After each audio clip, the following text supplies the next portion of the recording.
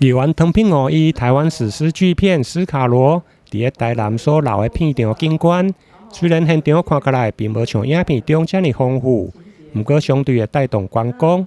对此，以安南区天马电台为例，询问相关的开发进度，目前等待都委会审查，就会用来公开招商。天马电台吼，那像拢无啥进度，就这部分局长，你该跟您报告，议员很关心。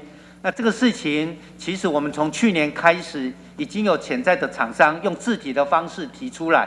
那目前我们在做细部变更，都发局也很帮忙。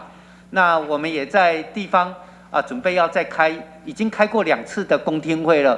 那都发局会再开1次，那接着就会送到都委会来审查。审查之后，我们就可以正式来做公告招商。所以这个时程大概在6月中左右，应该就会正式来上网公告。另外，有关中西区新图书馆，虽然目前古迹的修复已经完成，目前等待内部的整修发包。议员希望是不是会用在今年暑假进前来完工启用？对此，文化局回应，上紧可能要在暑假中8月才用来完成。